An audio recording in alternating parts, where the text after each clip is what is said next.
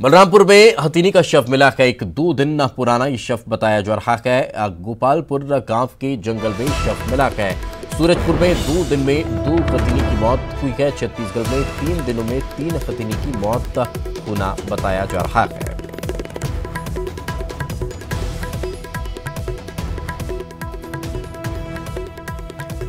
ये बड़ी खबर इस वक्त हम आपको बता रहे हैं। लगातार एक के बाद एक का ये खबरें निकलकर सामने आ रही है। बलरामपुर में हथिनी का शव मिला है। सूरजपुर में 2 दिन में 2 हथिनी के शव मिल गए थे। अब बलरामपुर का ये एक नया मामला सामने आया है। छत्तीसगढ़ में अगर ओवरऑल देखा जाए तो 3 दिन में ऐसे 3 मामले सामने आ चुके हैं।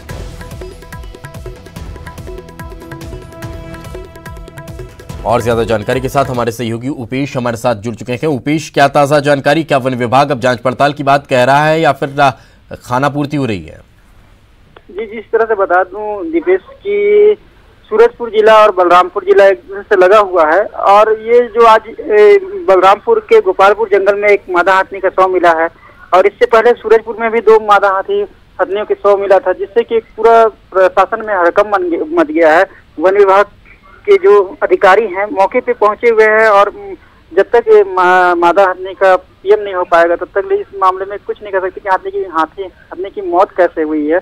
जहां तक बता दूं कि इस जो हाथी है इसका शव लगभग 2 से 3 दिन का बताया जा रहा है। और आज ग्रामीणों ने जब सुबह देखा तो इसकी सूचना वन विभाग को दी है।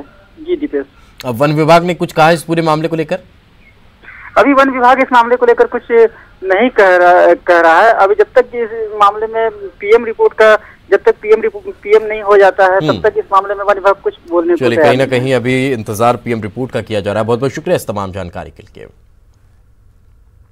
आगे बढ़ते हैं। सीएम भूपेश बघेल ने ट्वीट कर श्रमिक और जरूरतमंदों को मुफ्त राशन वितरण करने की बात की है। गैर राशन कार्ड धारियों को भी अब लाभ हुआ है।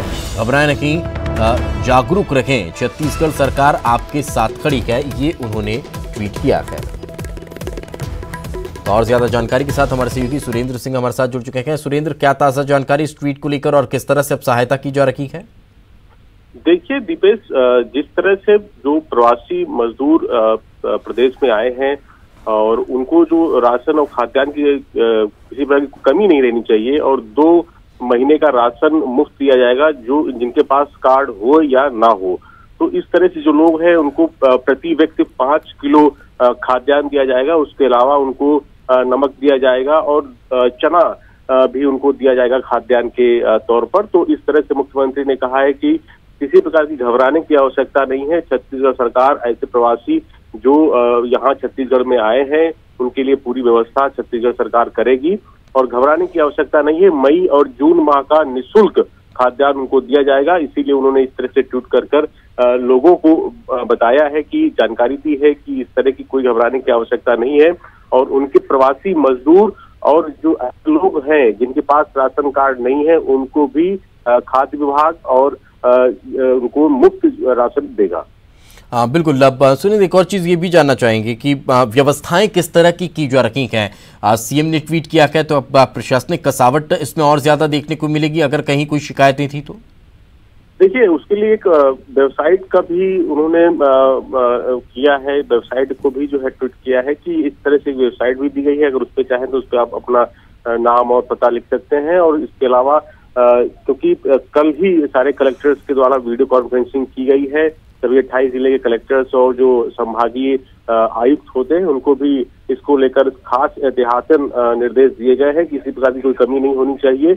और जो प्रवासी मजदूर हैं या क्वारंटाइन सेंटर में जो लोग रह रहे हैं उनके लिए भी खास इंतजाम होने चाहिए। किसी प्रकार की कोई कमी इन लोगों को नहीं होनी चाहिए, इस तरह से निर्देश दिए हैं। और साथ ही मॉनिटरिंग करने के लिए और जो जो समितियां हैं निगरानी रखने के लिए वहां पर उनकी समितियां बनाई जाएंगी। जो ग्रामीण क्षेत्रों में जो लोग प्रवासी मजदूर आए हैं या क्वारंटाइन सेंटर्स बनाए गए उनको किस तरह से देखरेख करना है, इस तरह तमाम वो दिशा निर्देश हैं मुख्यमंत्री के। क्रियान्वयन करने के लिए मुख्यमंत्री खुद इसकी निगरानी कर रहे हैं सब चीजों की। किसी तरह की कोई आवश्यकता अगर किसी को होती है तो सीधे तौर पर मुख्यमंत्री इसमें निगरानी कर रख रहे हैं। तो किसी प्रकार की कोई हम जहां तक उम्मीद ऐसी है कि जो प्रशासनिक अमला है इसमें किसी प्रकार की कोताही नहीं बरतेगा। अगर कोताही बरती जाती है तो उससे बड़ी और एक्शन जो है बड़ा एक्शन लिया जाएगा। बिल्कुल। चलिए, बहुत बहुत शुक्रिया इस तमाम जानकारी के लिए।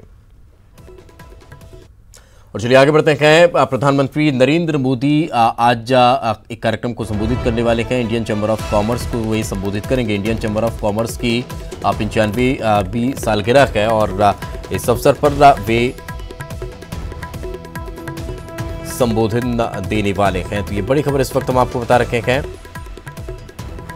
सुबह 11 बजे पीएम का संबोधन होगा। इंडियन चैम्बर ऑफ कॉमर्स को पीएम संबोधित करेंगे।